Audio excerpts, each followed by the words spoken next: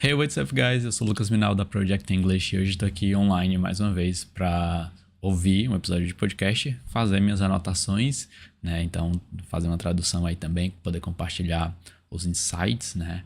As partes mais interessantes que eu acho do episódio. E espero que vocês curtam e aproveitem o que tem de conhecimento aqui nesse episódio. Disclaimer, né? Então, um anúncio. Eu não tenho nada a ver com a galera aqui do podcast, tá? Sou apenas um ouvinte. Mas eu gosto bastante desse programa aqui de podcast, que é o Knowledge Project, certo? O host, né? O anfitrião é o Shane Parrish. Muito, muito massa. O que ele faz, as entrevistas, etc. E hoje o convidado é o Morgan Housel. E ele vai falar de Get Rich, Stay Rich, que seria basicamente fique rico, continue rico. E mesmo que pareça algo bem superficial, digamos assim, né? Ficar rico e tal. Mas ele traz muitos insights legais, eu diria que muitas formas de pensar que são muito interessantes, né? Sobre dinheiro e alguns ensinamentos também, coisas que ele aprendeu e que é muito aplicável, né? Muito pragmático. Então, deixa eu só postar que tô online e a gente dá play aqui no podcast.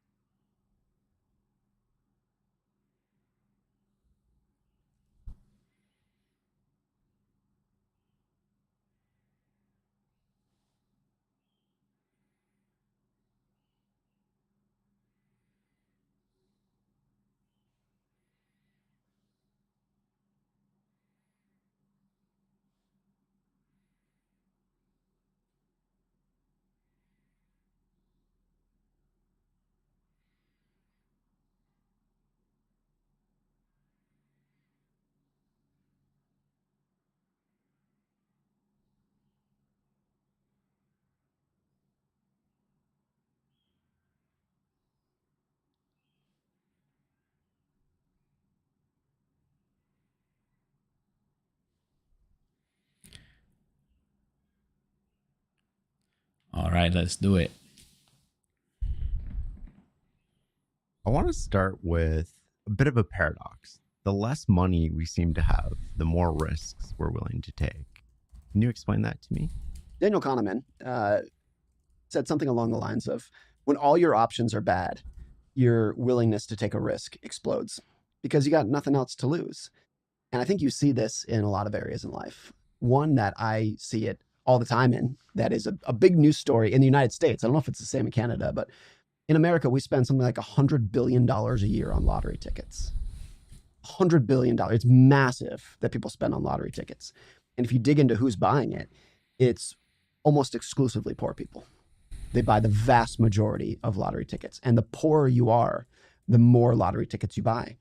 And these are some people for whom they literally can't buy food, or they might be homeless. And when whatever little money they have, they go into a 7-Eleven and buy some scratcher tickets. And you might look at that and say, like, you idiots, like, what are you doing? This is the dumbest idea I've ever seen. And maybe that's the right answer. Like, maybe you could just stop there. But in Kahneman's framework, I think it starts to make a little bit more sense. If you have someone in a situation like this, who in their mind, at least, they think, I can't get a raise, I can't build a career, I can't get promoted, I'm kind of stuck in minimum wage job. If that's their mindset, then buying a lottery ticket might be the only time in their life where they can say to themselves and believe, like, this is my literally ticket out of here. This is the only chance that I have to get ahead. And so it starts to make a little bit more sense in that situation. And maybe you contrast that with someone who has a very high net worth. They might be like, look, I could just put all my money in treasuries and just live for the rest of my life just off the interest. And when you have so much, you don't need to take the risk. Well, it comes down to perspective, right? So, like, if I could see what you see and feel what you feel, that decision would be rational. Yeah. There's so many things in life where you can look at other people and the decisions they make, not just in money, but for politics, their health decisions, whatever it might be, and fiercely disagree with it. But what's easy to overlook is that if I were in your shoes and had experienced what you had the same family dynamic that you do, the same DNA that you do, I would do the exact same thing. And I think that is a more important question to ask yourself. Like, what financial decisions would I make differently if I were born in a different era, born to different parents, born in a different country? And I think you can't answer that question honestly because you don't know, but you know there would be a lot of things different that are completely outside of your control. Where and when you were born would have a massive impact. You and I should not pretend that if we were born in the 1960s in Nigeria, that we would have the same views about investing in the stock market over time that you and I do today. Right. Então, nessa primeira parte, ele fala que quanto menos dinheiro se tem, maiores as chances de você assumir riscos. E daí ele dá um exemplo disso dos bilhetes de loteria comprados por pessoas pobres. E aqui eles são americanos e canadenses, né? Os dois que estão aqui no podcast. E eles falam, né, que é muito comum que lá, pelo menos, quem mais compra bilhete de loteria são as pessoas mais pobres, pessoas que às vezes não têm nem o que comer direito. E você pode pensar, pô, que idiotice e tal, mas ao mesmo tempo é a única chance, né, que essas pessoas veem, que essas pessoas têm de como sair daquele estilo de vida, né, daquela situação de vida, digamos assim.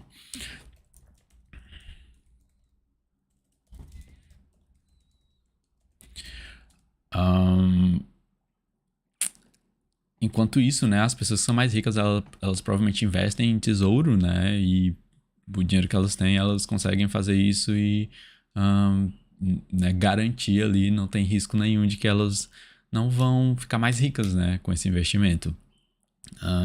E é muito fácil você julgar das pessoas que compram os tickets, né, os bilhetes de loteria, mas se você tivesse nas mesmas condições, né, se você tivesse nascido naquele mesmo local, tido aquelas mesmas condições, trabalhasse do mesmo jeito, com certeza você faria a mesma coisa.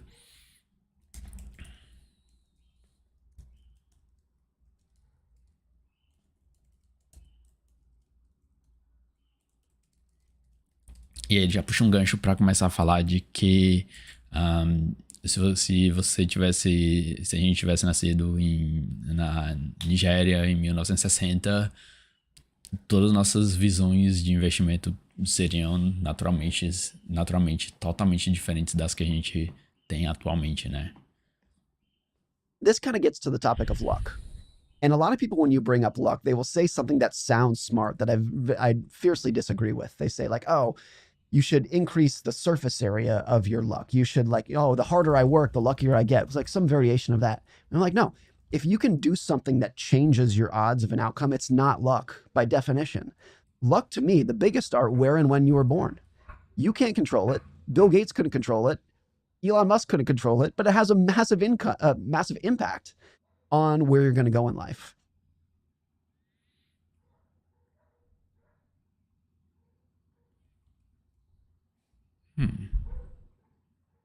That is your odds of an outcome. It's not luck by definition.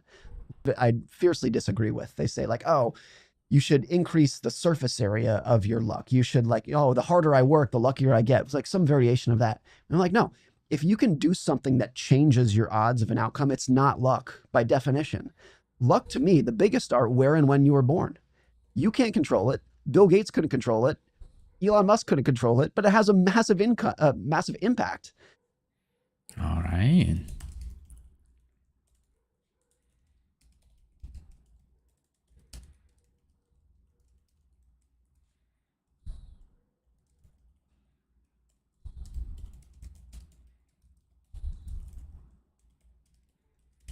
Nice.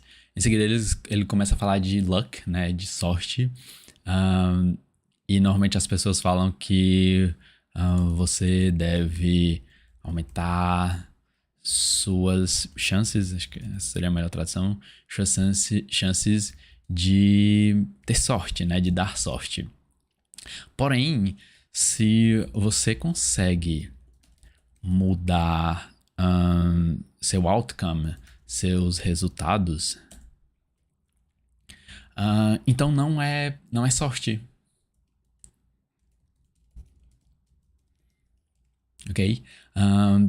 Versus, por exemplo, onde você nasceu, né? Então, onde você nasce tem um impacto massivo na sua vida, obviamente, e como você pensa, como você age, mas você não consegue controlar isso. E daí ele já cita Bill Gates ou Elon Musk, né? E que nenhum deles, né, decidiu nascer onde nasceram, mas isso obviamente trouxe consequências, né? E os fez estarem onde estão atualmente. On where you're going to go in life. That to me is what luck is. It's what you truly have absolutely no control over. And then there's also the not only the country you're born into, but the socioeconomic household you're born into, the schools that you go to. How much of this is nature versus nurture versus chosen nurture? The stat that I think is so astounding is that income among brothers is more correlated than height or weight. So basically that means if you have a brother who is rich and tall, you are more likely to also be rich than you are tall. It's more correlated than the literal DNA that you're sharing with each other. Look, is it a perfect correlation? No. Is it possible to be raised by a poor family and become rich? Of course. Is it possible to be raised by a rich family and end up in the streets? Of course. But there's a very strong correlation between those two. I think people get really can get kind of testy when you talk about luck, because if I say that you got lucky, I look jealous. And if I say that I got lucky, I feel diminished in what I'm doing in life. So it plays a massive role, but it's very easy to ignore the impact that it has in the world. How do we break down that contribution between luck and skill, or what's repeatable on our part? Rather than saying, what is luck? I think it's important to just say, like, what is repeatable? What is something that happened that I could do again? And if we look at Buffett, this guy standing behind our shoulder. Down that. All right. Esse que ele menciona aqui, income among brothers is more similar than physical traits, ou seja, a renda entre irmãos é mais relacionada do que características físicas, né? Então, não quer dizer que, sei lá, se você nasceu numa família pobre, você vai continuar pobre, ou que se você nasceu numa família rica, você vai continuar rico, mas que os números mostram que é muito similar, né? De que o quanto seus irmãos ganham é muito similar do que o que você provavelmente ganha também. E daí agora eles vão passar a falar sobre, ao invés de falar do que é sorte, né? Luck, ou seja, o que você não tem controle, mas que te impacta, eles vão falar agora sobre o que você consegue controlar. E aí ele começa já mencionando Warren Buffett, né? Um cara incrível aí. Talvez o cara mais bem sucedido, pelo que eu ouço, né, na questão do mundo financeiro. E bora lá ver o que eles vão falar. A contribution between luck and skill, or what's repeatable on our part. Rather than saying, what is luck? I think it's important to just say, like, what is repeatable? What is something that happened that I could do again? And if we look at Buffett, this guy standing behind our shoulder here, and let's look at the course of his life. He cannot recreate the trading conditions that existed in the 1950s that allowed him to buy blue chip stocks at 3 times earnings, whatever it was back then that he was doing. He can't recreate that. He couldn't do it again. But could I, or you, or anyone else listening, try to recreate his patience, some of his risk framework? Like, yes. So that's something we should pay attention to. You want to find what is repeatable and what you could do again. And those are the things that you should pay the most attention to. I think that's fascinating, right? Because when we look at Buffett, what we want is the outcome. And what we don't think about is all the things that go into creating that outcome. So what stays the same between all these different decades where he's done this, right? Yeah. So he's done it from buying net Ben Graham stocks all the way to buying great businesses, all the way to the patience to do nothing. And then once every 10 years, deploy a whole bunch of cash. Yeah. What is consistent across that period in your mind? 2 of the big ones, we could come up with dozens of things that are consistent with someone like Buffett, but the 2 big ones are endurance, and maybe tied to that, capping a downside risk that allows him to stick around for longer than anyone else. There's also a psychological trait of wanting to keep going longer than anyone else. I use a stat in my book that 99% of Buffett's net worth was accumulated after his 60th birthday. Like the vast majority of people, including me and maybe you, if we became a billionaire at age 60, would be done. You'd move to Florida and buy a private island and like live happily ever after. For him to be that successful and to keep going full blast for what's now another 33 years and still going stronger than ever is a very unique characteristic that plays a massive role in his success. If Buffett had retired at age 60 or 50, like a normal person would have in that situation, you would have never heard of him. The whole reason he's so successful is just the endurance. And there's a psychological and a financial component to that. Never getting wiped out financially, and the psychology that will allow him to keep going full blast for nearly a century on end now. That sounds academically correct, but in... Alright. Agora eles estão falando de luck versus what's repeatable.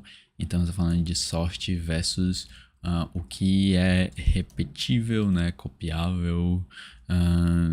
É repetível aqui. Acho que seria o melhor. E de novo eles estão mencionando ainda Buffett, né? Esse cara que é, sei lá, o mais famoso. E eles falam que a gente não conseguiria recriar o cenário no qual ele começou a acumular, né, as riquezas. Mas o que a gente consegue recriar seria a sua paciência. Porque a maioria da renda dele, digamos assim, do dinheiro de verdade, digamos assim, que ele acumulou, veio lá nos seus aniversários ou depois do seu aniversário de 60 anos.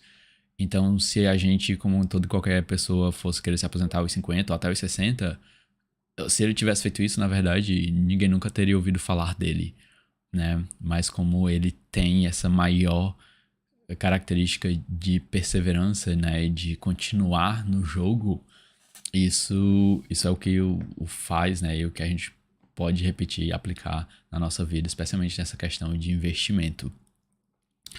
Endurance, deixa eu ver qual que seria endurance.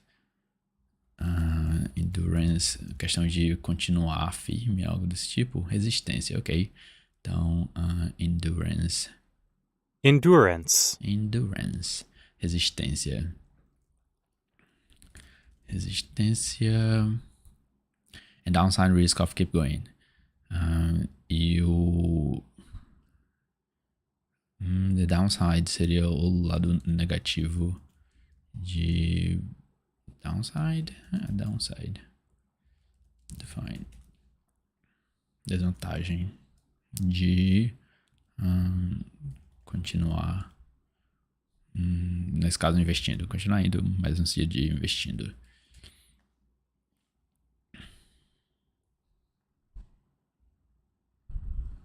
In temperament, incredibly difficult, because I see my friends getting rich off like Bitcoin or something. Mm-hmm.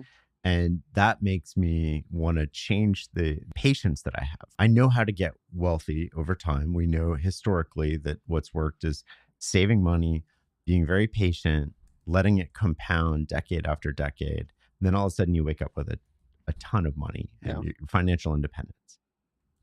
But if I see my neighbor getting richer quicker than I am, it makes me want to accelerate that timeline. Yeah. And my lack of patience sort of changes the outcome. Not having FOMO is the single most important financial skill. I think it's so important that you cannot ever imagine accumulating significant wealth over your lifetime if you are susceptible to FOMO. Like if there's literally one thing, like one trait that you want that's going to allow you to accumulate wealth, it's the lack of FOMO. Particularly in modern markets that can get so crazy with social media and Reddit and Twitter and everything. If you are susceptible to FOMO, there's no hope for you over time. I really... Very nice, very nice. Eles começam a comparar aqui, eu vou deixar no mesmo tópico, que né, ser paciente versus ser paciente e fazer um compound, né? Compound como verb. Qual que seria a melhor tradução? Compound, noun, compound, verb, compor, combinar, misturar. Não sei qual seria a melhor tradução, mas ser paciente e acumular, né, seus investimentos e esperar, né, que mais cedo ou mais tarde, na verdade bem mais tarde, você vai ter dinheiro suficiente para viver a vida que você quer, versus você ver seus vizinhos, né, ou amigos ficando ricos com Bitcoin, né, que é algo que pode acontecer, mas que é algo muito muito mais imprevisível, digamos assim, muito menos seguro, em questão de que você pode investir, mas você não sabe se você vai ficar rico versus quando você consegue investir a longo prazo, né? E que isso afeta muito, né, sua paciência, porque quando você vê a galera ficando rica e tal, rapidamente, você, eu quero também. E isso pode tirar sua paciência, digamos assim, né? E daí eles chegam num ponto incrível no qual o Morgan Housel fala de FOMO. E vamos primeiro definir aqui o que é FOMO. Anxiety that an exciting or interesting event may currently be happening elsewhere, often aroused by posts seen on social media. Ok. Fear of missing out. Então é o medo de estar perdendo, né? De estar perdendo algo que está acontecendo. Eu vou até voltar essa parte para pegar mais detalhes, porque é muito, muito boa. Like one trait that you want that's going to allow you to accumulate wealth, it's the lack of FOMO, particularly in modern financial skill. I think it's so important that. But if I see my neighbor getting richer quicker than I am, it makes me want to accelerate that timeline. Yeah. And my lack of patience sort of changes the outcome. Not having FOMO is the single most important financial skill. I think it's so important that you cannot. The single most important financial skill. Caramba, então basicamente não se comparar, não deixar o que tá rolando, né, tá acontecendo aí, que você consegue ver através da social media, não deixar que isso te influencie, né, nos seus planos, nos seus investimentos, é a habilidade financeira mais importante, de acordo com Morgan Housel. Então, vamos aproveitar e pegar a nossa definição de FOMO, né? Acho que essa aqui, Fear of Missing Out, seria a melhor. Então, FOMO, Fear of Missing Out. E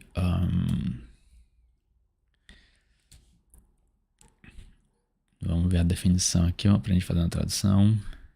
Miss exciting events that other people are going to, especially caused by things assim on social media.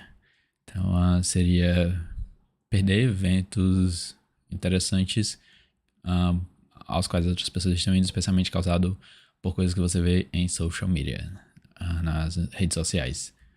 Então, FOMO seria perder eventos interessantes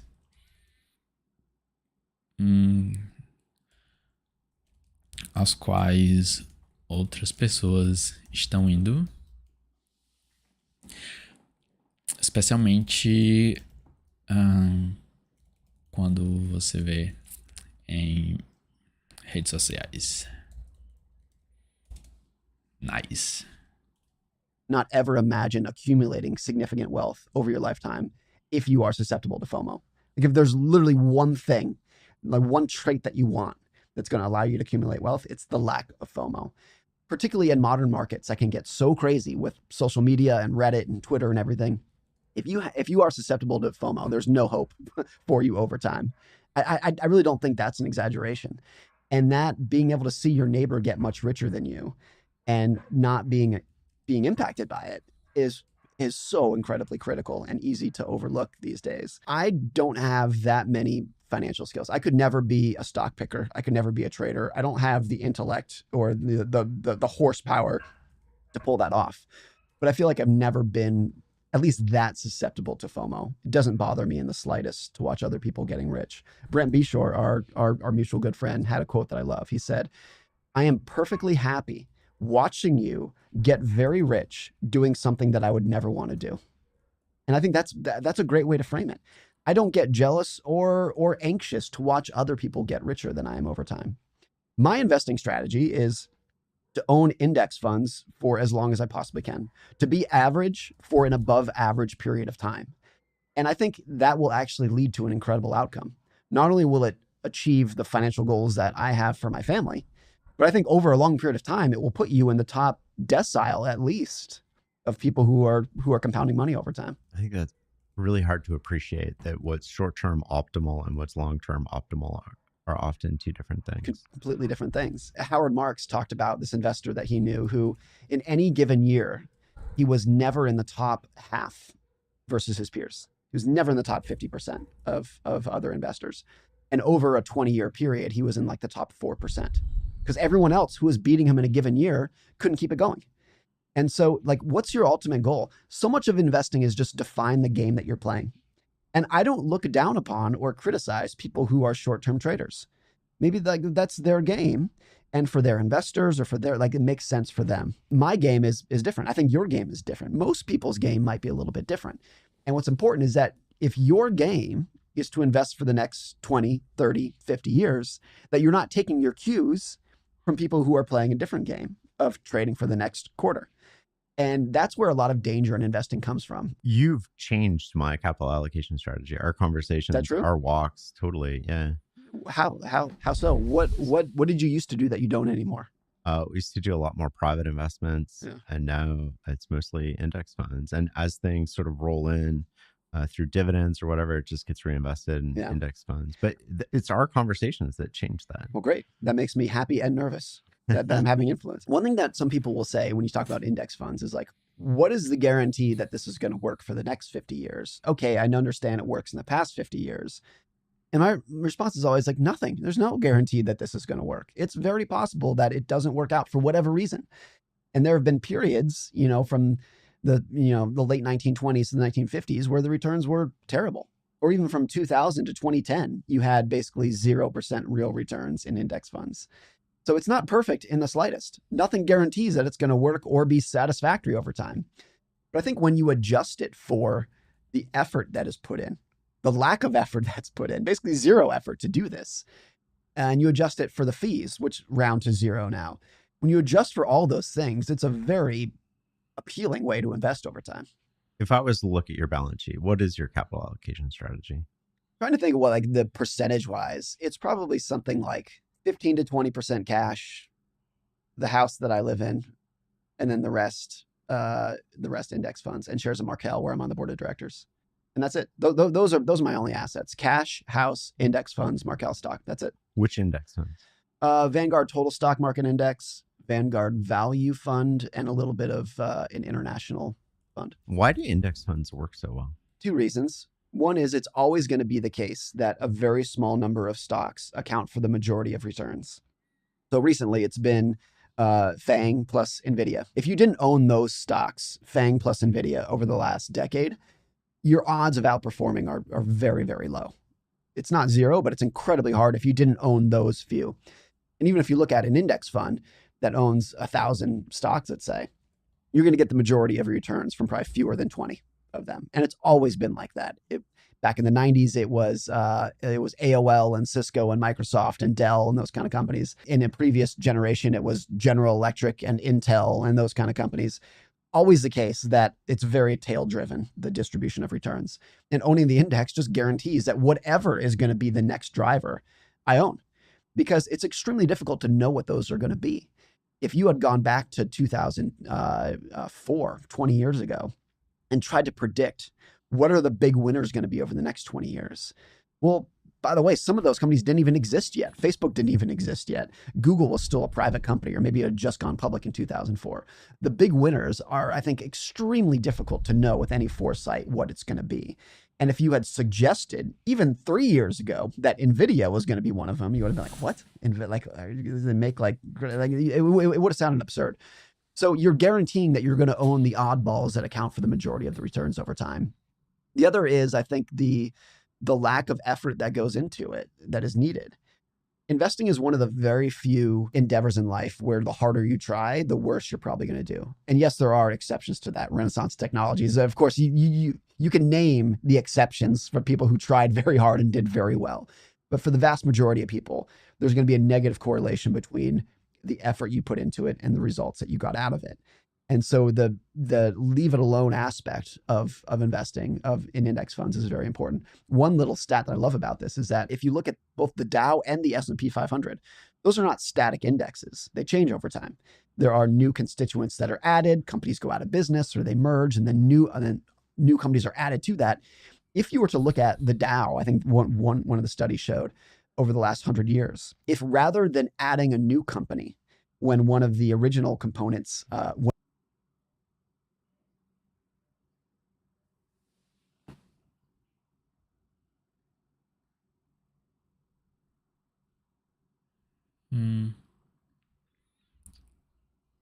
O áudio parou aqui. Deixa eu ver se eu consigo pôr de volta. components and leave them alone, you would have done better than the companies that were added and removed. Like any activity that goes into it tends to be detrimental over time. That's I've always thought is very fascinating. It's literally like there's very few exceptions in the index world to where the more effort you put into it, the better you're going to do over time. Do you think we find it boring and that's why we don't want to do it?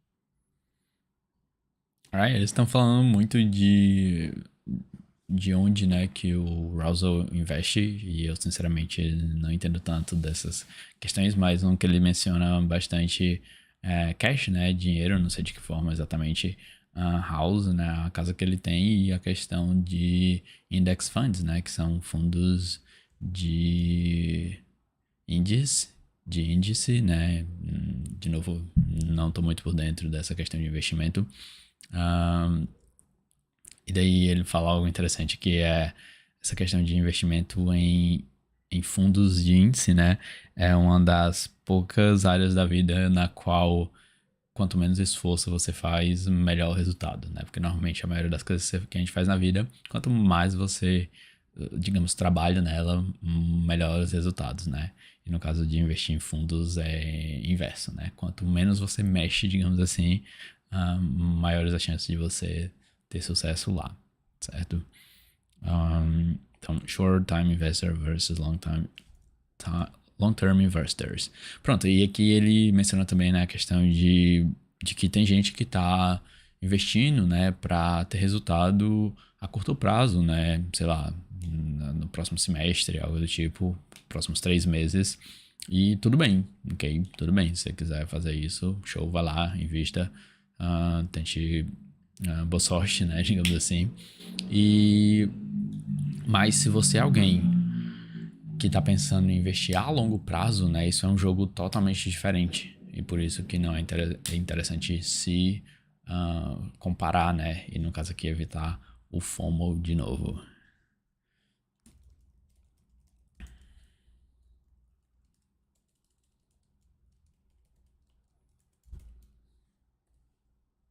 It's a combination of boredom and just the counterintuition of the less effort, the better we're going to do. Because any other endeavor in life, whether it's your physical fitness or whatever it might be, there's a positive correlation. If you want to become in better shape, you exercise, you put more effort into it. In most endeavors in life, the harder you try, the better you're going to do. And investing is just not one of those. And it's so not intuitive that people end up tripping over themselves. I would also say, too, that I am not against active investing in the slightest at all. I have so much respect and admiration for the people who do it well. And the stats that get thrown around that are true, that, 90% or more of mutual funds will underperform the benchmark. My response to that is always like, of course, that's how it is. You should not expect to live in a world in which everyone who tries to beat the market can do it. Of course, that's how it is. And the people who can do it are enormously talented. And I have so much respect for them. 2 of them are sitting behind our shoulders here.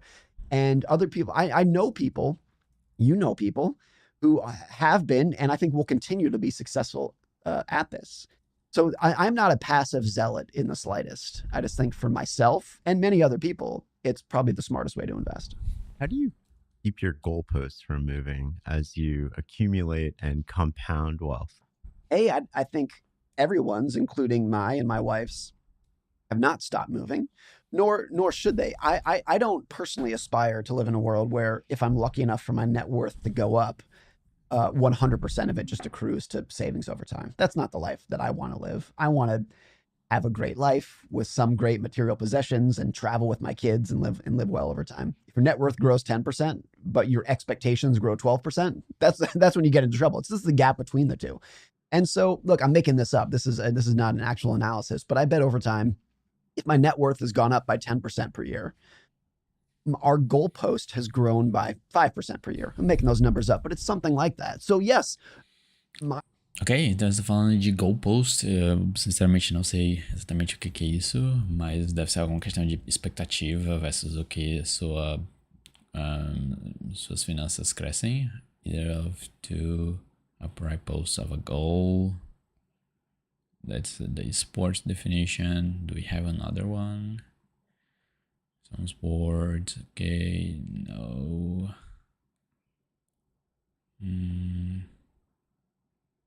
Goalposts.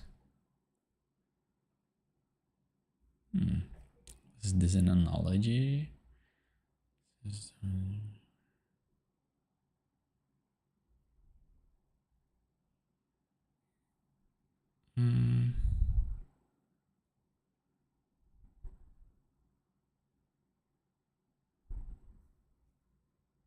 Goalpost in finance? I don't know. Let's try Gemini.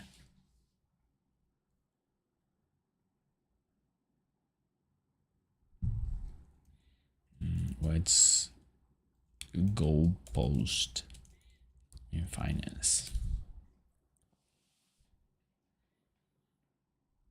Moving the goalpost refers to the phenomenon where financial targets or expectations change over time, often making them harder to reach. It can occur due to various reasons. Financial targets, então, são os objetivos financeiros ou expectativas mudam conforme o tempo. Ok. Psychological aspects of personal finance and the challenges of setting and achieving financial goals. Ok. Alright, então, moving the goalposts, né, seria literalmente você mudar a trave, né? Então, pega um jogo aí de futebol e imagina você tem que fazer o gol, né? E você tem que correr a certa distância no campo.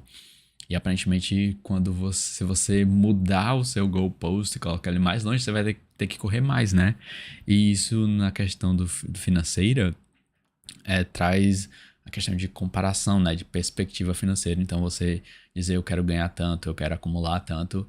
E aí uma vez que você estiver chegando lá, você mudar o seu goalpost, o seu objetivo e dizer, não quero mais isso, eu quero o dobro disso. Isso pode te trazer, né? Infelicidade, obviamente. E nunca se sentir satisfeito, né, em estar alcançando os objetivos que uma vez você traçou. E, nossa, isso é muito, muito, muito, muito comum, né, na vida da gente. Acho que na vida de todo mundo. Aparentemente natural, né, para nós humanos. E acredito que eles vão elaborar mais isso. Nice. Então, moving the goal posts. Posts? Goalpost. Fine. Goalpost. Goalposts. Então, goalposts. Moving the goalposts. Change expectations and targets as you go.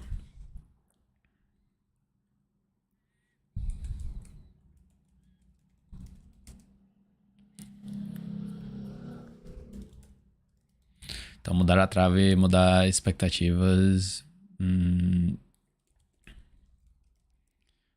e objetivos conforme você avança.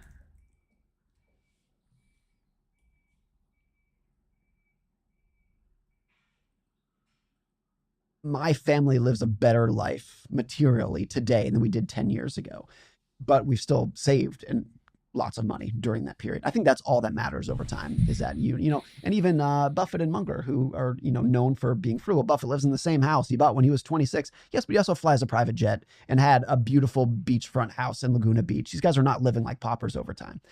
And that's what I think is really important. It's just making sure that there's a gap between your net worth and your expectations.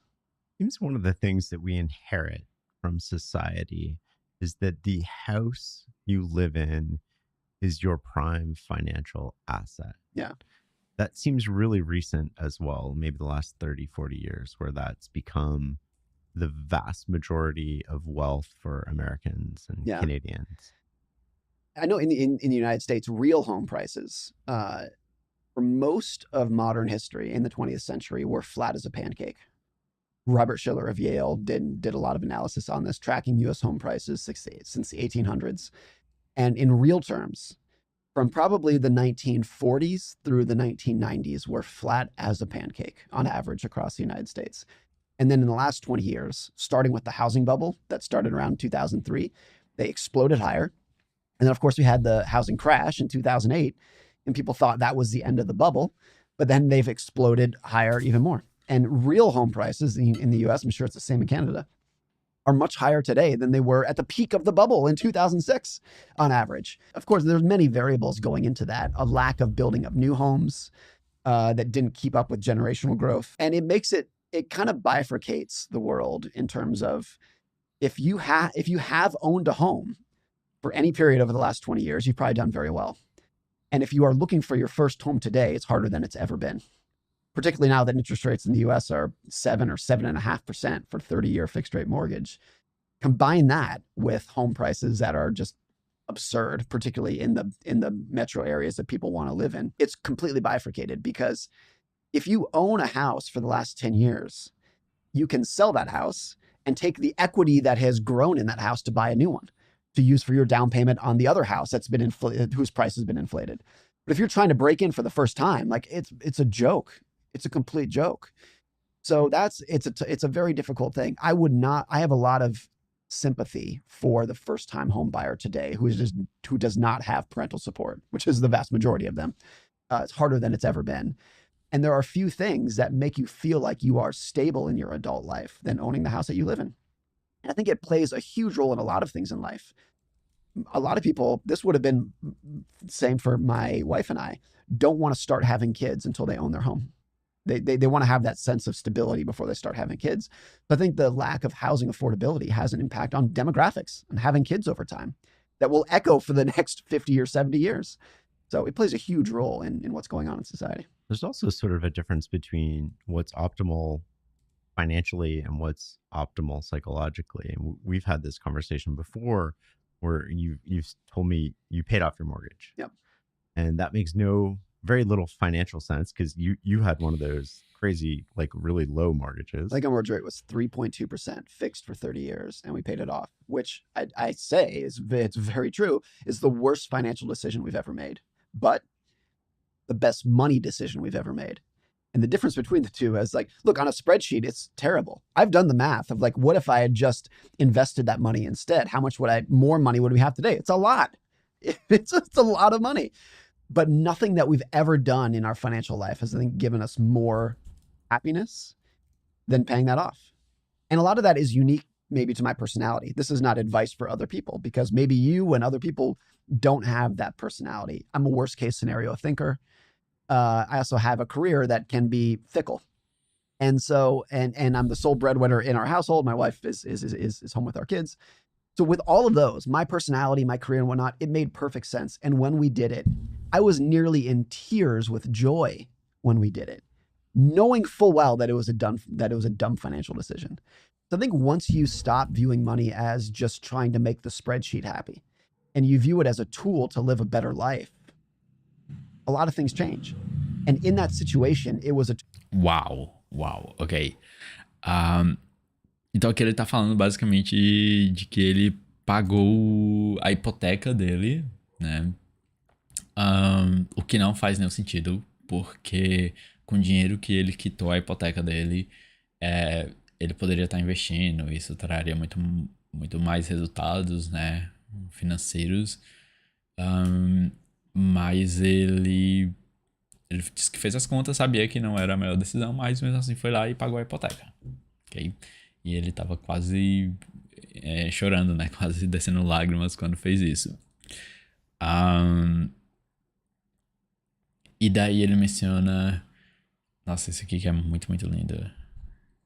Was a tool that improved that it was a dumb financial decision. So I think once you stop viewing money as just trying to make the spreadsheet happy, and you view it as a tool to live a better life, a lot of things change. And in that situation, it was a tool that improved the quality, that it was a dumb financial decision. So I think once you stop viewing money as just trying to make the spreadsheet happy. Stop viewing money as... does it mention tool? No, right? And you view it as a tool to live a better life. Did it. I was nearly in tears with joy when we did it, knowing full well that it was a dumb financial decision. So I think once you stop viewing money as just trying to make the spreadsheet happy. It's just trying to make the spreadsheet happy and view it as a tool to live a better life or a happy life, let's see. And you view it as a tool to live a better life, a lot of things change. And in that situation, it was a tool that improved the quality of my life and my family's life, I think, dramatically, even if it was the dumbest thing that we've ever done on a spreadsheet. And a lot of people, when I say this, they'll still push back and be like, well, walk me through like why it was rational. I'm like, it's not rational. It's not rational at all. I can't explain to you on a spreadsheet. It was dumb to do, but it made me really happy. And like, is there any value to that, for you? Like, it made me happy. We could just stop right there. I don't need to prove it anymore. But doesn't that make it rational? If you're playing a different game, right? Like if you're trying to optimize every penny over the long term, maybe that doesn't make sense. Yeah. But if you're optimizing for happiness and longevity, maybe it does make sense. Yes. And so I think the qualitative factors of money are hard for people to wrap their head around, particularly in a field that has been taught as an analytical field. If you get a degree in finance or get your CFA or whatever it would be, it's purely numbers. That's not totally accurate. There's some in there, but vast majority of how they teach finance is just numbers. And so it can be hard for a lot of people to wrap their head around why you would do something where the numbers don't make sense. What can money do for us and what can it do for us? What's the lie it tells us? What's the thing that we feel like it can do for us that it can't? Well, I think the lie. All right. Então, stop viewing money as just trying to make the spreadsheet happy and view it as a tool to live a better life. Então, para de ver dinheiro como objetivo, acho, com o objetivo de tornar, né, a planilha feliz nessa planilha de money, né, de dinheiro financeiro. E veja como uma tool, uma ferramenta para viver uma vida melhor. Caramba, very, very nice. Ele menciona, né, que algumas pessoas estavam tipo, me explica por que você pagou sua hipoteca se não faz sentido, se você sabe que não faz. E aí ele tava tipo, pô, mas me fez feliz. E aí, isso não importa, isso não conta, né? Mesmo que não tenha sido racional. E o Shane Parrish pega e pergunta, tá, mas se te fez mais feliz, então isso não torna tal ato racional? E agora ele tem uma pergunta muito massa. O Shane faz uma pergunta muito massa que é... is that a lot of people in life, if they're for a lot of people to wrap their head around why you would do something where the numbers don't make sense. What can money do for us and what can it do for us? What's the lie it tells us? What's the thing that we feel like it can do for us that it can't? Well, I think the lie is that a lot of people in life, if they're unsatisfied with how their life is going, it's a very quick and easy answer to say, if I had more money, things would be better. And that can be true. It can solve a lot of your problems. But I think what a lot of people want in life, not everyone, I don't want to completely generalize this, but what I want that I think is reasonably common for people is I want independence and I want to spend time with the people who I love, my family and friends. And that's pretty much it. And can you use money to do that? Of course, money is kind of the oxygen of independence. And if you can use your money to spend more time with your friends and family, you and I went out to a lovely dinner last night with each other. That cost money. Thank you for buying, by the way. And we had a great time with each other. Now, if you and I went for a walk that would have been free, it would have been great too. But using money to spend time with whom you want, when you want, for as long as you want, waking up every morning and saying, I can do whatever I want today, even if what I want to do is go to work and be productive, is absolutely critical. And that is different from the knee jerk of just, oh, if I have more money, I can buy more things, nicer things. But what you actually want in your soul is you want independence and to spend time with people who you love. Money can do those things, but it's not as direct as people think. One example. Nice. E aí a pergunta que o Shane faz em seguida é: o que dinheiro pode e o que não pode, não consegue, né, fazer por nós? Daí o Housel vai dizer que dinheiro, obviamente, pode resolver vários problemas, mas você consegue usar dinheiro para fazer o que você quer. E aqui fica meio tricky, né? Fica meio complicado, porque tá, beleza, você pode querer comprar coisas, mas lá dentro da sua alma você talvez não queira aquelas coisas, né? Pra ele, então, o que ele quer fazer, né? Pra que ele use dinheiro é basicamente para duas coisas: para gastar tempo, né? Para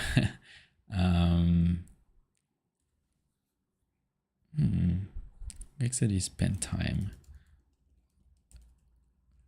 Passar tempo é spend time, fine. Dedicate time to an activity.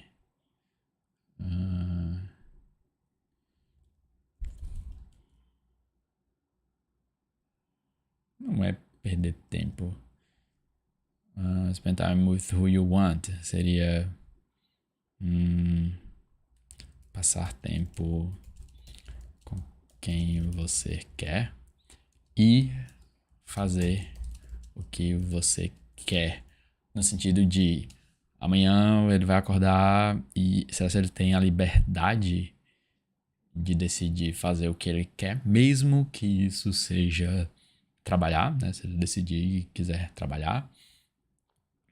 Então essas são as duas coisas para o Housel. Let's keep going. One example of this is will having a nicer house make you happier? It might, but the reason it's going to make you happier is because it makes it easier to have friends over. It makes it more convenient to hang out with your kids in a big, nice, glorious living room. So it's not that the house will make you happier, but the house can make it more conducive to do things in your life that those things will make you happier.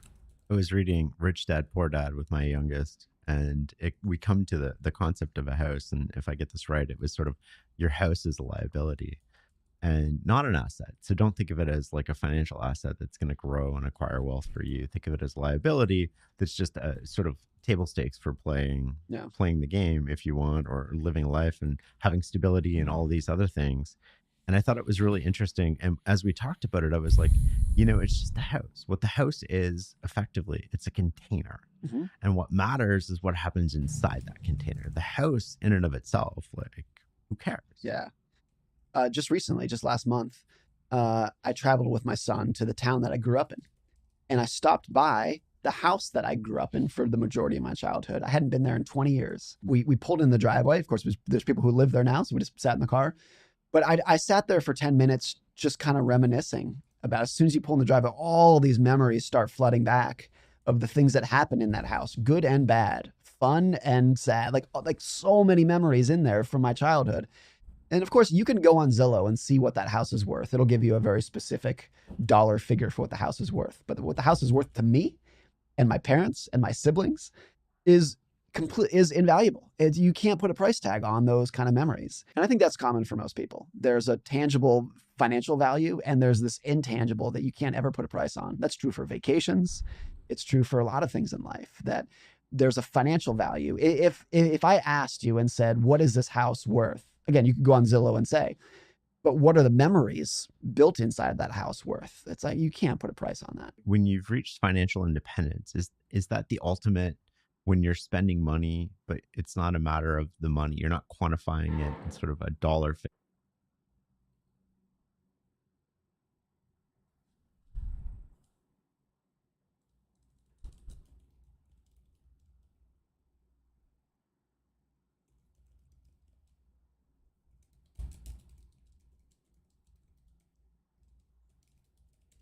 Alright, você começa a falar de casa novamente, né? Nesse caso, a pergunta é: será se ter uma casa legal vai te fazer feliz? E eles falam, não necessariamente, né? A casa, ela pode tornar mais provável que você faça coisas que te fazem feliz, né? Do tipo receber amigos ou estar ali com seus parceiros e parceiro no caso amoroso talvez, né? Marido, esposa e as crianças, né? E isso vai te fazer feliz, então a casa te proporciona isso, né? Te dá essa chance de fazer isso.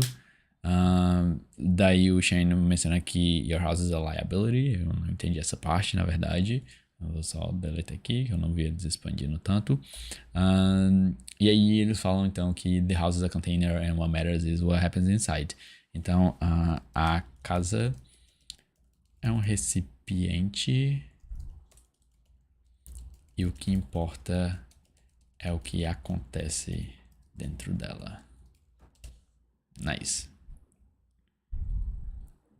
Figure, you're quantifying it in a feeling, or I think there's truth to that. It's when you start using it as a tool to become happier.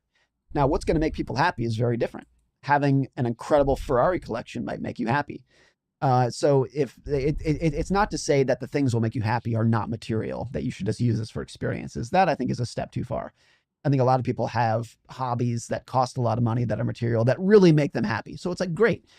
There are a lot of people out there who would say, who would really promote frugality and be like, you don't need a big house. You don't need a nice car. Well, big houses and nice cars make some people really happy. Other people, they don't. It's whatever you can use money as a tool for to live a better life versus, I think, a yardstick of status and success to compare yourself against other people. That's what gets dangerous, is when you're just using it as a scorecard. Happy. Other people, they don't. It's whatever you can use money as a tool for to live a better life versus, I think, a yardstick of status and success to compare. You don't need a big house. You don't need a nice car. Well, big houses and nice cars make some people really happy. Other people, they don't. It's whatever you can use money as a tool for to live a better life versus, I think, a yardstick of status and success to compare yourself against other people. That's what gets dangerous, is when you're just using it as a scorecard to compete with other people. How do we use money as a tool to live a better life versus, I think, a yardstick of status and success to compare yourself against other people. That's what gets dangerous, is when you're just using it as a scorecard to compete with other people. Nice.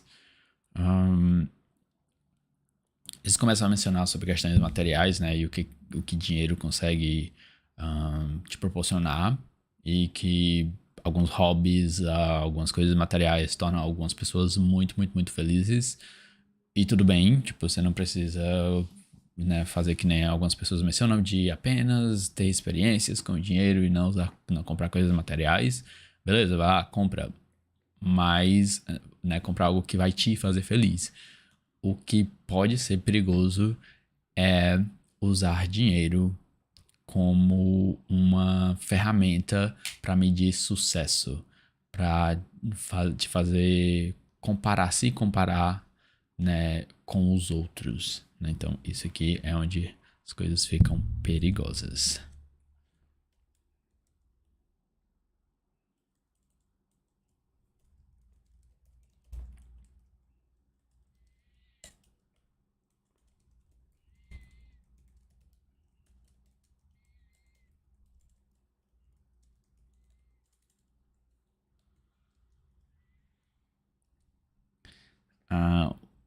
What's a yardstick? Em português. Yardstick. Nem sei se é esse. Ok, esse spelling. Medida de uma jarda. Measuring. É um padrão de comparação. Critério. Great.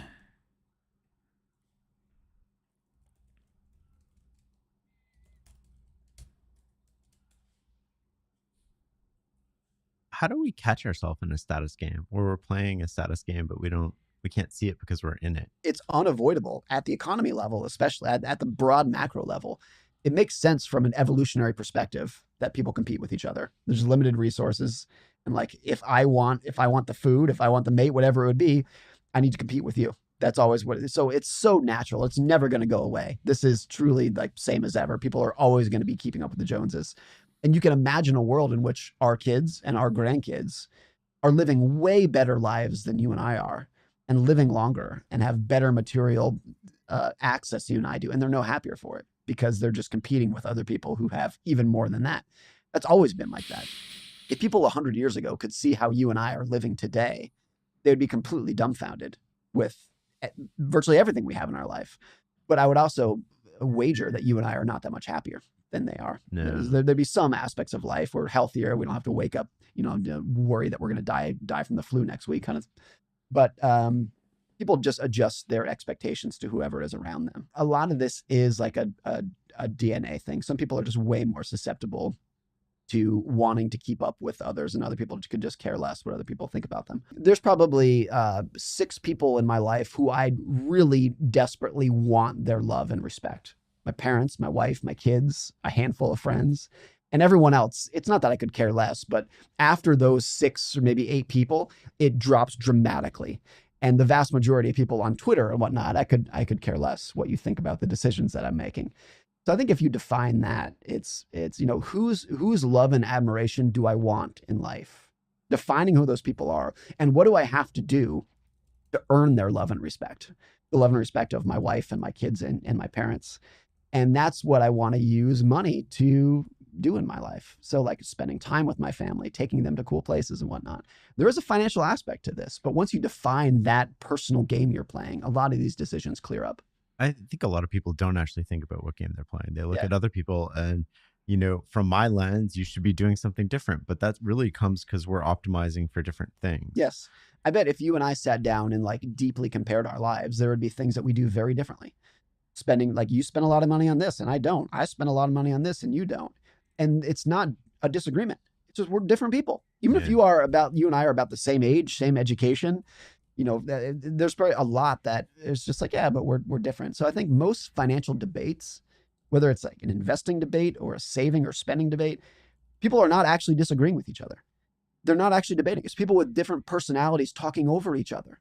And once you come to terms with that there's not one right answer for any of this. There's so many things that we inherit though from our parents, like invisible rules about money or practices around money. I remember like these moments in my childhood where, my parents had to decide between fixing the roof. Antes deles falarem pouco mais sobre os pais deles, né? A gente tava vendo, né, sobre usar dinheiro como uma ferramenta para viver uma vida melhor versus como critério de sucesso. E daí ele fala que não é possível evitar sair comparação social. Sempre foi assim, né? Aparentemente, até quando a gente tinha bem como primatas mesmo, né? Como que eu digo? Bem como animais, né? Digamos assim, que a gente tinha recursos limitados, né? Então a gente meio que tinha que se comparar. Se você conseguir o recurso, talvez eu não conseguisse. Mas hoje é bem diferente. Mas mesmo assim não é possível evitar a comparação social. Mas é interessante você definir, né? Sobre de quem eu busco admiração e amor na minha vida, né? Na sua vida, no caso. E aí você deve usar dinheiro para estar com eles, com tais pessoas, né? Para, digamos, que estar ali com aquelas pessoas, né? Acho que não no sentido nem de deixá-las proud, né? Make them proud. E de fazer com que elas tenham orgulho de você. Não necessariamente isso, mas de estar com elas né, é mais importante do que o que elas pensam de você exatamente. E aí tem o problema de que algumas pessoas não conseguem ver ou definir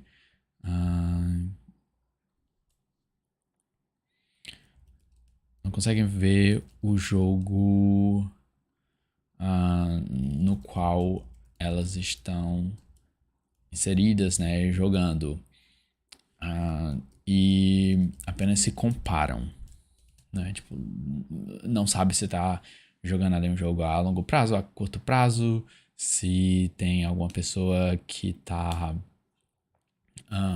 que elas querem, né, chamar mais atenção, que querem ali estar com elas apenas estão se comparando e usando dinheiro para isso, né, e isso aparentemente é bastante perigoso. Roof and fixing the car, and they couldn't afford to do both. And I remember they worked for the military, and the military had sent them a financial advisor. And I remember listening to the conversation they had with the financial advisor and how out of the loop they were with what was happening with my, the severance pay that my mom was getting and what was happening. And they had no knowledge of it. And I was like, I never want to be in this position. Yeah. What are the lessons that you learned from your parents that really stick with you today that sort of defined how you think about money? The two things that stick out from my parents, my parents' upbringing. So my dad started undergraduate college when he was 30 and had 3 kids. I'm the youngest of 3. He started his undergrad when I was like a month old, something like that. And he became a doctor when I was in 3rd grade. My early childhood, my parents were very, very poor. They were students, and maybe they had some like student grants that allowed us to buy groceries and live in a tiny little apartment. We were very happy, had a great childhood, but they were very, very poor. And then my dad became a doctor when I was in 3rd grade and had it was immediate shift towards very poor to like upper middle class, literally overnight when I was in 3rd grade. And my brother and sister were teenagers at that point. So I got to see both sides of the spectrum. And I remember the year 1993 is the year everything changed in our family. What sticks out from that is that the frugality that was demanded of my parents when they were poor stuck with them after they started making more money. And so even after my dad became a doctor, we were very frugal. We lived a much better life than we did when we were poor because we were living in abject poverty for most of my childhood. But after that, they had a very high savings rate. We were not spending money like my dad's coworkers were, like you would expect a normal doctor to. It was nothing close to that. I think I looked down upon my parents for that. I was like, we could be living in a nicer house. I know how much money you make. We could be living in a better house and driving a better car, but we don't because you're cheapskates. That was my view for my teens and early 20s. My dad was an ER doctor, which is a very stressful. Cheap skate. Stingy person, ok. Então ele tá falando que ele cresceu, né? Eles eram bem pobres, ele com os pais dele, né? De outros 2 irmãos, e no caso o Housel. E daí o pai dele se formou, né? E ele se tornou médico, e daí a vida dele mudou da noite pro dia. Mas que assim que mudou, eles não viviam num padrão de médico, né? De vida de médico, digamos assim. Porque os pais deles continuaram, né? Digamos que com as mesmas atitudes, né? Os mesmos hábitos, digamos assim, de quando eles eram pobres, né? Em questão de economizar e etc. E eles, obviamente, né? Saíram ali viviam muito, muito melhores, né? Porque eles realmente eram meio pobres, mas que isso mudou muito. E daí ele ficava julgando os pais deles, né? Via que aquilo não parecia correto e chamava eles de cheapskate, né? Ou seja, pão duro. Fields, literally people dying in front of you in your arms every day and working night shifts. And it's a very stressful field. So after about 20 years or so, he had just had enough. And well before I think he intended to retire, he more or less woke up one day and said, I'm done. It was a little more planned than that, but that was close to it.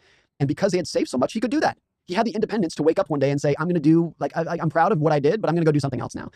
And a lot of his peers could not do that because they spent like doctors. They lived in big houses and sent their kids to private school and drove fancy cars. So when they wanted to quit, they couldn't. They wanted to retire. They were tired and they wanted to quit, but they couldn't do it. And that was such a profound shift in my thinking. This was not that long ago. I don't know, 12 years ago or so, of when I was like, oh, that's why you were saving so much. It wasn't because you were cheapskates. It's because you wanted to become independent. And now you are. You want to quit so you could quit. That's why you were saving. That was a profound shift for me of like. E a percepção dele, né, mudou muito quando um dia o pai dele, que era médico, e tinha um trabalho muito estressante, né? Ele falou exatamente o que era, não lembro. E que aí ele acordou um dia e falou: Ah, não, pronto, já chega, eu vou me aposentar. E ele queria, na verdade, planejava ficar um pouco mais, mas não, já chega, cansou e tal, vai se aposentar. E ele conseguiu se aposentar e fazer qualquer outra coisa, né, que ele queria, porque o que ele estava fazendo já não era mais interessante, ele já não queria mais fazer aquilo. E ele conseguiu, por quê? Porque ele estava, né, economizando durante esse tempo todo, ele estava vivendo bem até, né, mas não estava gastando como médico, né, que nem os outros colegas médicos do pai dele estavam vivendo, né, então o pai dele conseguiu chegar e dizer, eu vou me aposentar, enquanto vários outros colegas dele não conseguiriam, né, fazer isso por estarem gastando por vários anos, né, ter mandado os filhos para a escola privada, etc. E daí isso mudou muito a percepção do Housel, né, sobre os pais dele, quando o pai dele fez isso. Like, you're not saving because you're just scared to spend. You're saving because you want something different, which is independence. And independence is going to give you so much more pleasure than the big house ever would. That really stuck with me. How did they talk to you when you said, hey, you're just being cheapskates, like, let's do this thing, or let's get this bigger house, or... If they heard what I just said, they would say, yes, in hindsight, that's all true, but we didn't know we were saving for independence. They also, my parents are very interesting that they have dollar cost averaged into Vanguard index funds for more than 40 years and never sold anything ever. So they would be like literally in the top probably 2% of investors during that period without any financial education, no financial skill, like no, nothing like that. So I think a lot of the decisions they've made have worked out well, but it hasn't really been conscious. So I think back when I said you're cheapskates, I'm sure they just kind of shrugged and, okay, well, this is what we're doing. But I don't think they actually had a plan for what they were doing. It was just, again, the frugality that was demanded of them. My parents also met on a hippie commune in the 1970s, not exactly the breeding ground for like good saving skills. And so for their entire adult lives, for literally decades, they had zero money. They had absolutely nothing. So they learned how to be poor. And they're also very happy and have a great marriage. If you can learn how to be poor with dignity, that skill will just like stick with you forever. So when they started making money, I think it's probably true that they didn't exactly know what to do with it because they were so used. So they learned how to be poor. And they're also very happy and have a great marriage. If you can learn how to be poor with dignity. If you can learn how to be poor with dignity. Oh. That skill will just like stick with you forever. So when they that skill will stick with you forever. When they started making money, I think it's probably true that they didn't exactly know what to do with it because they were so used to being poor. But nice. Então eles pensando aqui independência financeira, né? No caso, independência, eu vou adicionar financeira. Vai te fazer muito mais feliz do que grandes casas. E daí depois ele menciona que se você consegue aprender a ser pobre com dignidade, essa habilidade vai ficar com você para sempre. But whether it was conscious or not, it created this thing that has given them so much happiness and pleasure, which is independence. What's the difference between being rich and being wealthy? The definitions are my own. So I'm just making this up. But I think rich is when you have Okay, so this is really good. Let's go to normal speed. Being rich versus being wealthy. That's a good one.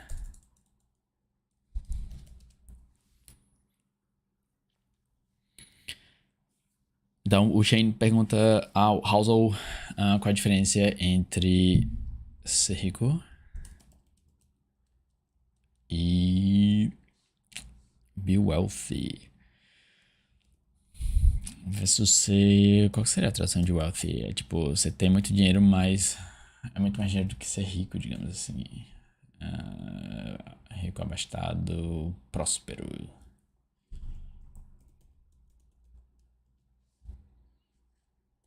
Have enough money to make your mortgage payment, make your car payment. You can pay off your credit card bill every month. Like you can afford the things that you're buying, technically. Wealthy, I think, is when you have a degree of independence and autonomy. Ok.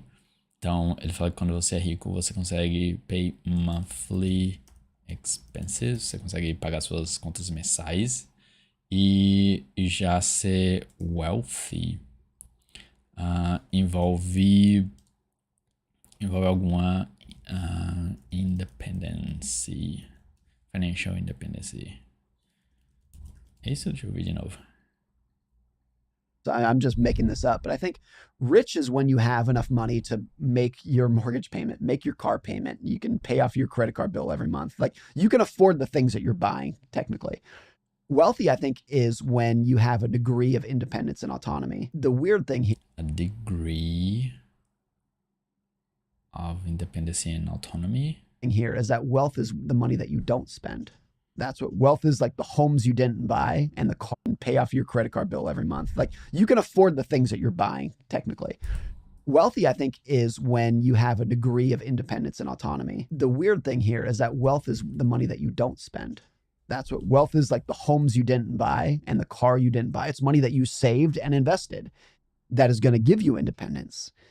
And that's a hard thing for people, I think, to wrap their head around, that wealth is what you don't see, because I can see your money that you don't spend, money to make your mortgage payment, make your car payment. You can pay off your credit card bill every month. Like you can afford the things that you're buying, technically. Wealthy, I think, is when you have a degree of independence and autonomy. The weird thing here is that wealth is the money that you don't spend. That's what wealth is, like the homes you. Uhum.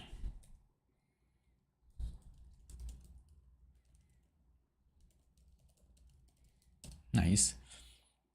Então ele fala que ser rico é quando você consegue pagar seus gastos mensais, né? Você consegue pagar pelas coisas que você consome, versus ser próspero é ter um grau de independência e autonomia. E é engraçado que o wealthy, né, que é essa wealth, na verdade,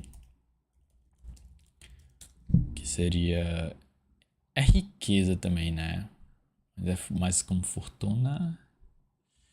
Vou colocar fortuna, já que a gente tá usando próspero ou prosperidade.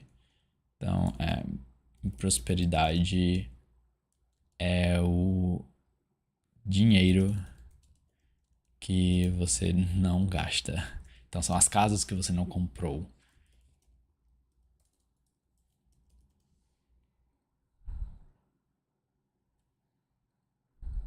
You didn't buy and the car you didn't buy. It's money that you saved and invested that is going to give you independence.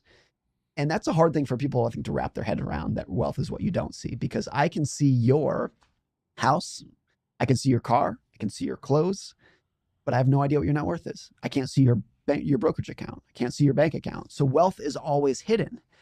And it throws a lot of people for a loop, because if I was looking for a role model of physical fitness, well, I can see your fitness. I can see your weight and your muscle tone and whatnot. It's all visible. But when you're looking for a financial role model, who do you look up to? And a lot of people, particularly young people, will look up to the guy in the mansion with the Ferrari. But that guy, for all you know, is living paycheck to paycheck. A lot of those people are. And the person who is actually wealthy and independent might be the person in the modest house driving the modest car that you would actually want to be. Nice. Então, como você ser próspero, né? Como prosperidade é o dinheiro que você não gasta, é o que você não mostra, né? Então, logo, as pessoas mais prósperas, é muito difícil de vê-las, digamos assim, de identificá-las. Porque se você tá buscando alguém que tem uma boa physique, né? Que tem um bom fit, um corpo massa, né? Você consegue ver, digamos assim, o quão a pessoa é boa naquilo, né? Então você consegue, digamos, vou tentar imitá-la, vou usá-la ali como modelo, né? Mas e aí, como que você procura alguém que é wealthy, né? Que é próspero, se você não consegue ver isso, já que são os carros e as casas que não foram compradas. E aí é muito mais fácil que a gente caia na armadilha de tentar seguir as pessoas que você vê exibindo ali muito dinheiro, né? Que tem um relógiozão, que tá na mansão, que tem a Ferrari. E até onde se sabe, né? Pode ser que aquelas pessoas estejam apenas vivendo de paycheck to paycheck, né? De tipo, de boleto a boleto, né? No final do mês ela paga e vai esperar o dinheiro para pagar o próximo mês. E se não tiver, ela não vai conseguir pagar, né? E daí as pessoas que provavelmente são prósperas são as pessoas talvez que têm uma casa, um carro mais modesto. If you want to be wealthy instead of just rich, you want to be independent instead of just making your monthly payments. The people that you actually want to look up to are some of the hardest people to identify in society. Who do you look up to? In general, who I look up to are people who do whatever they want and people with independence. And there's a huge range of that. I think there are people whose net worth is, in the low six figures who are independent. Mm-hmm. There's a guy named Mr. Money Mustache who kind of started the FIRE movement, I don't know, 10 or 15 years ago. And his story was when his net worth was $600,000, not that much money, he retired and lived a great life on it. And there's other people, obviously Jeff Bezos and Elon Musk are independent, but I would venture that more than half of Elon Musk's day is doing things that he doesn't want to do. It's like it's piling on all these things that he's still driven to do them and get them done. And of course he could quit tomorrow, but doing things that he doesn't necessarily want to do. So anyone who can wake up every day and say like, I can do whatever I want today. If you have independence, that's my personal goal. So the people who have that at any income level are the ones I look up to. Why are so many people who have money? I think the answer is sort of maybe embedded in the last one, but why are so many people who actually have a lot of... Right. Então, pro Housel, digamos que o goal dele, né, que para quem ele olha e admira, né, são pessoas que são independentes, são pessoas que quem consegue acordar e fazer o que elas querem. Porque não adianta, né, sair por aí, não, se eu quero ser essa pessoa que tem tantos carros ou tantas casas, né? Acho que é bem tricky, né? A lot of objective wealth or money, if you will, unhappy. Andrew Wilkinson, our friend, had a saying where he says like a lot of people, I'm paraphrasing him, but a lot of people who are very successful are just walking anxiety disorders harnessed for productivity. Mm-hmm. And I think it was Patrick O'Shaughnessy who said the single word that he would use to describe a lot of very successful people is not driven, it's not passionate, it's tortured. They wake up every morning tortured about like, I'm trying to solve this problem. I have to get ahead. I have to hit this goal.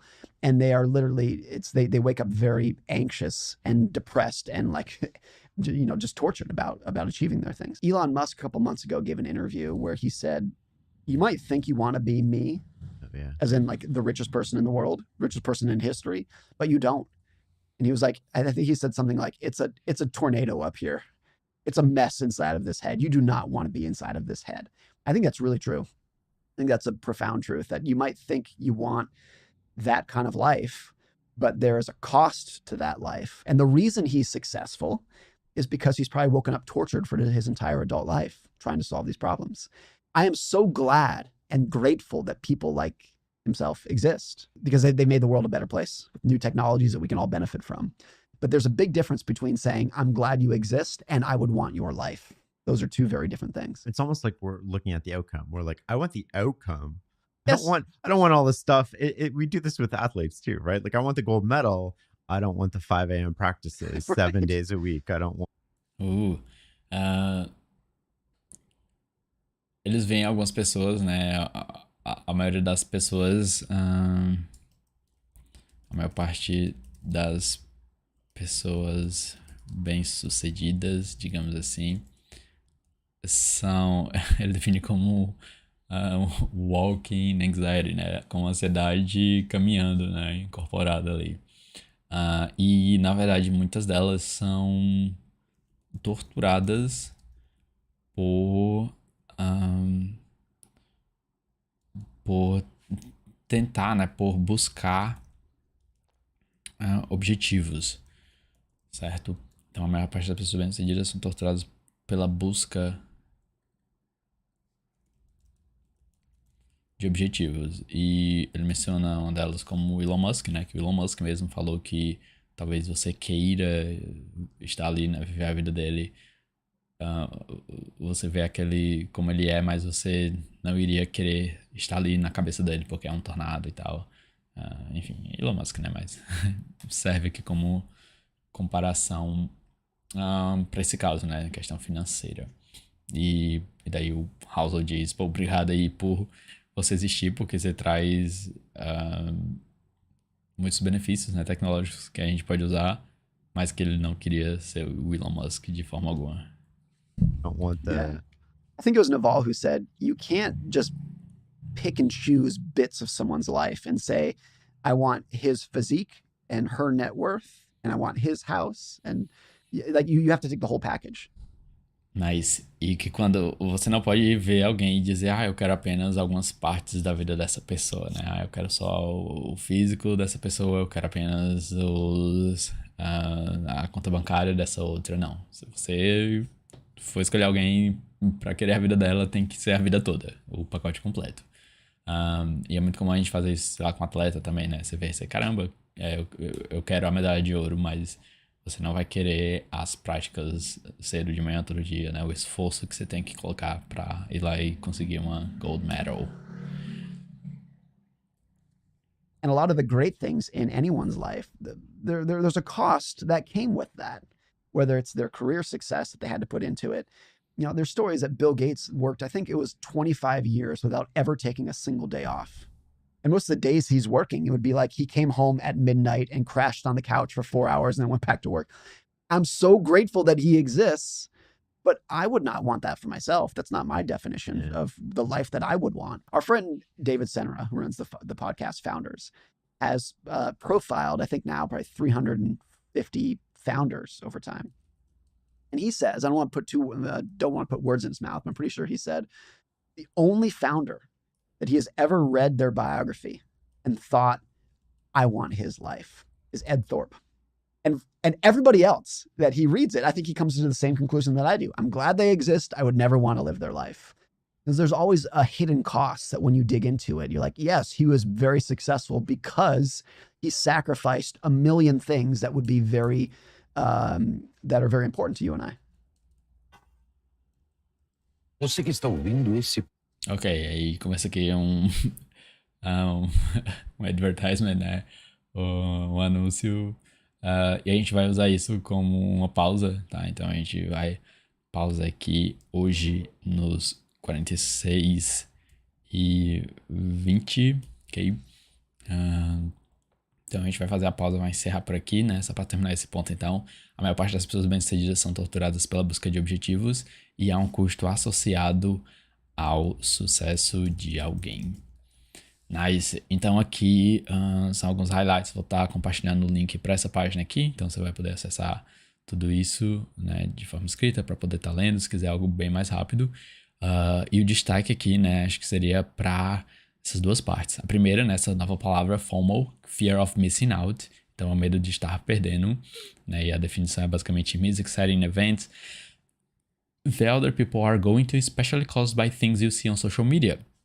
Então, perder eventos interessantes aos quais as pessoas estão indo, especialmente quando você vê em redes sociais.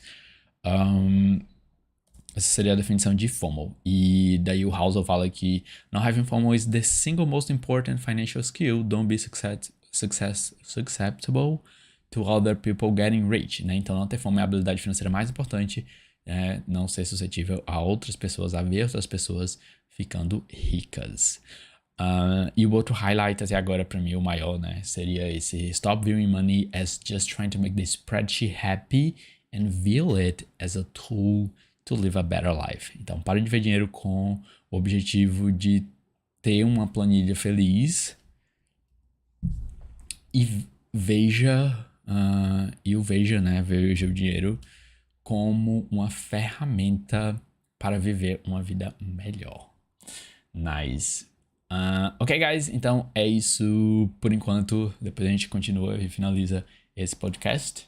Espero que vocês tenham curtido e aprendido algo interessante que vocês podem aplicar na vida de vocês. E até a próxima. Bye, bye.